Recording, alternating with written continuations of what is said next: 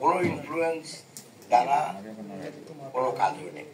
আমি মনে করি গভর্নর মহোদয় এবং কেন্দ্রীয় ব্যাংক দেশের স্বার্থে যেটা করা দরকার, জনগণের স্বার্থে যেটা করা দরকার, ওই মুহূর্তে ওই ডিসিশনটা নিচে এখানে কোনো ইনফ্লুয়েন্সে কোনো কাজ করে নাই।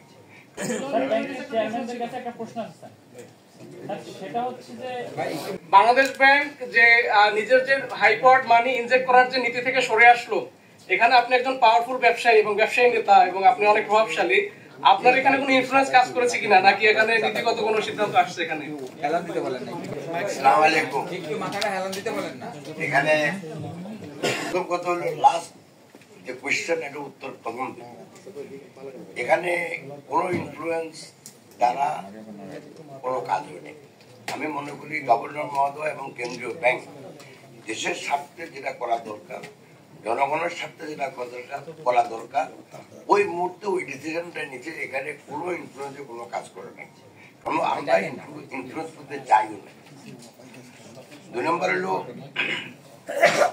আমি প্রথমেই কেন্দ্রীয় ব্যাংক এবং অফকোর্স গভর্নর মহোদয়কে প্রতি আপনার কৃতজ্ঞতা জানাই যে বাংলাদেশের বহু সেক্টরের সাথে মোটামুটি একটা অর্থনৈতিক বা সামগ্রিক অর্থনৈতিক মন্দার সাথে ব্যাংকিং খাত একটা মন্দার মধ্যে দিয়ে যাচ্ছে। বিশেষত কিছু কিছু ব্যাংক পুরানো পূর্ববর্তীকালে অনিয়ম, বিশৃঙ্খলা, দুর্নীতির জন্য তারা রিয়েলি তারল্য সংকটে নিপতিত।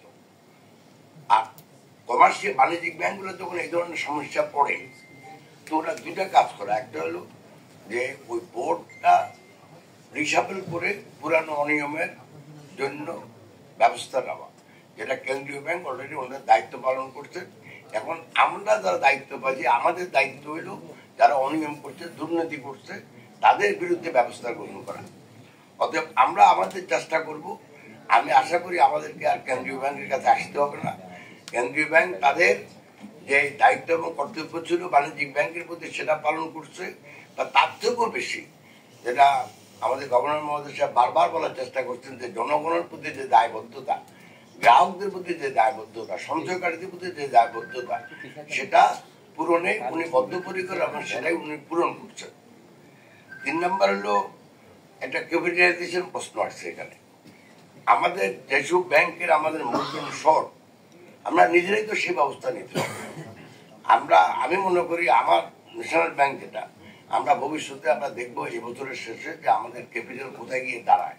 যদি আমরা দেখি যে আমাদের ক্যাপিটাল খুবই শর্ট, আমরাই কেন্দ্রীয় ব্যাংকের সাথে আলোচনা করে, সিকিউরিটি এক্সচেঞ্জের সাথে আলোচনা করে ইদার বন্ড অথবা আমাদের শেয়ার, নতুন করে শেয়ার বিক্রি করে আমরা নিজেরাই ক্যাপিটালাইজ করব। এটা নিয়ে আমি কোনো চিন্তা করি না এবং এটা আমরাই করবো। এটা আমাদের দায়িত্ব, আমাদের কর্তব্য, আমরা করব।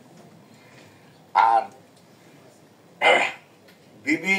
বাংলাদেশ ব্যাংকের নিয়ে আগে যে যা হয়েছে, এটা নিয়ে আমার বলার কোনো কিছু নেই। আপনারা বলছেন, আমার মনে আমরা আজকে বেশি বলছি, বাট আমি একটা কথা বলতে চাই, আমাদের ব্যাংকিং এর একটা মূল সমস্যা আছে। সেটা হলো যে বাণিজ্যিক ব্যাংকগুলো আমরা অত্যন্ত শর্ট টার্ম ডিপোজিট নেই, 1 বছর 2 বছর, ম্যাক্সিমাম 3 বছর।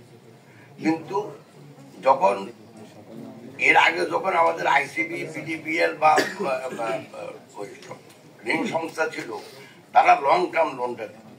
এখন ওই ব্যাংকগুলো লং টার্ম লোন দিচ্ছে না। অতএব দেশের বিনিয়োগ যদি বৃদ্ধি করতে হয়, আপনাকে আর্থিক মূলধন বিনিয়োগ করতে হবে। তো সেই বিনিয়োগটা কোথেকে আসবে? সেটা এখন আসতে হচ্ছে বাণিজ্যিক ব্যাংক থেকে।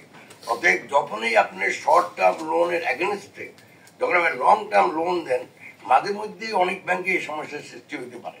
বিকজ গ্রাহক যদি কোনো কারণে ব্যাংকের উপর আস্থা হারায়, আর আমাদেরকে যদি ইমিডিয়েটলি গ্রাহক সব টাকা নিতে চায়, তাহলে দুনিয়াতে কোনো ব্যাংক আমার মনে হয় না কাজ করতে পারবে বা টিকে থাকবে।